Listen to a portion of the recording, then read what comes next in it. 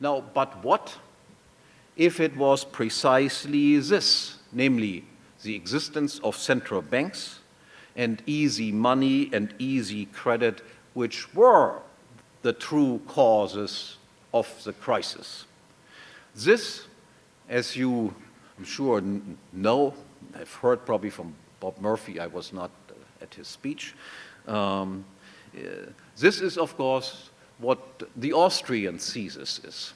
This is the thesis that Mises first developed in his book on money and credit, published in 1912. And Austrian economists who had learned from Mises and had studied in detail this thesis, easy money and easy credit are the causes of economic crisis, were in fact the only ones who did predict the crisis in time. To name just two, Mark Thornton predicted the crisis correctly a year before it broke out, roughly. And another friend, Frank Shostak, did the same. Austrians also correctly predicted the crisis that we had in 2001, the internet crisis. And Austrian economists had already predicted, Mises and Hayek, the great crash that occurred in 1929. Now you would think that given their record of successful predictions, that governments and so forth should have and would have turned to Austrians for advice. Now, what do we do in this situation? The question is, why didn't they ask Austrians? And the answer is quite simple. Because what the Austrians give as advice, what their answer is, how do we avoid these types of crises in the future, is absolutely unacceptable to the powers that be. Because that would imply, and that will become clearer as I go on in my speech, that would basically imply that the central bank would have to be abolished and the current monetary system built around central banks would have to disappear, that governmental paper currencies, fiat currencies, would have to be abolished, would have to disappear.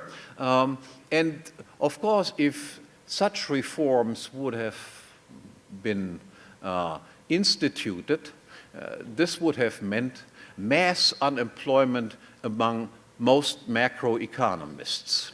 So most macroeconomists cannot possibly accept recommendations such as this, because that would basically say nothing else but, okay, I have to be in favor of me becoming unemployed, me doing something that is absolutely useless. It is easy to see that to give recommendations such as this is a difficult thing to do, psychologically speaking. But this time, in this crisis, in contrast to, let's say, the Great Depression beginning in 1929, it was not possible anymore to simply ignore what the Austrians had said. Because in the age of the internet, the view of the Austrians and the successful prediction of the crisis by a number of Austrian economists could not be ignored. It was just a public record. People could see that these guys somehow knew something that other people obviously didn't know. So after a long time of almost complete neglect of Austrians, and in particular the Austrian business cycle theory, in the course of this crisis, a discussion about what the Austrians had to say resumed. The Austrian business cycle came back and people began to be interested in it and studied it, what they had not done for decades before. Now I want to explain what this Austrian business cycle theory is like. As all fundamental theorems, the Austrian business cycle theory is in a way a very simple argument. Once you have grasped it, you have little doubt that it is essentially true, because you can understand why it is true. This is, by the way, also so for Mises's argument why calculation under socialism is impossible. Once you hear the argument, if there's no private property in factors of production, then there are no prices for factors of production. If there are no prices for factors of production, then you cannot compare input prices with output prices. You cannot determine whether you produce efficiently or inefficiently. Once you have grasped this argument, you are surprised that it has taken so long to take hold in the general profession. It is a very simple argument once you have heard it and grasped it once. And the situation with the Austrian business cycle theory is in a way very similar. Now assume that you are a central banker. That is, you are the only person, the only institution in the country that is allowed to produce paper money. I jump over the question, how was it possible that paper money even came into existence? Because we cannot begin monetary development with just paper money. Paper was initially just titles to something else. But I jump over this problem. Assume that you are at the stage where paper money has, in fact, successfully been introduced. I should mention, of course, that can never be done without engaging in some sort of criminal activity. But this crime, let's forget. So you are the only person in the country that can print paper money. Nobody else is allowed to do it. Anybody else who does it will be jailed as a counterfeiter and put into prison. Now, what will you do if you have this type of monopoly power?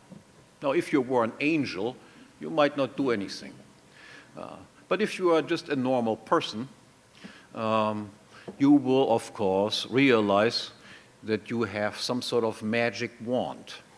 All you need to do is you print up at almost zero cost pieces of paper, and then you can turn around and buy a Mercedes or a BMW with this piece of paper. You will also make a surprising discovery, or not so surprising discovery, namely that you have far more friends than you ever imagined that you might have, who all come to you and tell you, look, I need a BMW also, a nicer house would also not so bad for me. Can you help me out?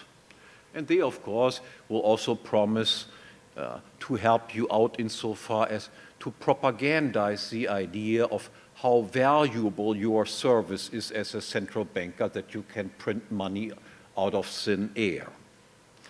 Now, what is the consequence if I print up additional sums of paper money? I should add one one additional thought. Now, what are the consequences of printing up additional money? Obviously, by printing up additional money, society as a whole cannot be made richer. If that could be done, then we could not explain why there are any poor countries on earth. After all, even the craziest countries in the world are able to run printing machines. And we could not explain why it is that there is a single poor person on earth. But nonetheless, and this is something that I find often mind-boggling, it seems that the entire economic profession believes in alchemy. That is, they all, again, recall, increasing the money supply is the way that we are trying to get ourselves out of a crisis. Almost the entire economics profession seems to believe in the same sort of miracle that alchemists believed in.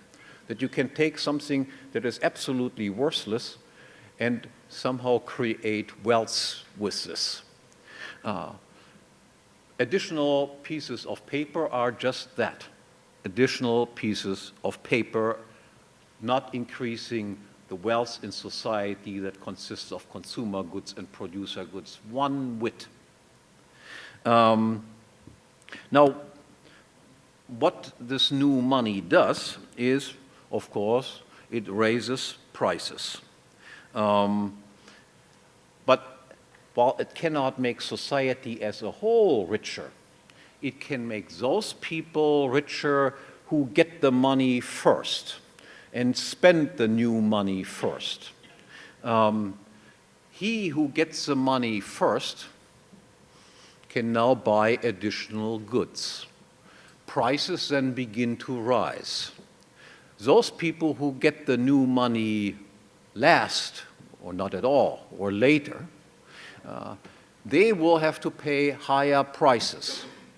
So additional sums of money redistribute income within society without making society as a whole richer. Those people who get the money first become richer at the expense of those people who receive the money very late in the process. They become poorer as a result. So it engenders a redistribution of wealth and income in society, but it cannot possibly make society as a whole richer. Now, from your point of view, again recall, you are the central banker. From your point of view, of course, this system is just simply perfect. And of course also for your friends. Except it has one flaw, and the flaw is it is easy for other people to realize what is going on. That is, people realize, oh, this guy is simply printing up money, and then he buys himself something nice, and in the course of it, and of course, those people who get the money next, they are also improving their standard of living, but the rest of the people will become poorer as a consequence. That is, this simple, easy money policy, while that is perfect from your point of view, has the major disadvantage that almost everyone, after a short period of time, will realize this is just a big fraud.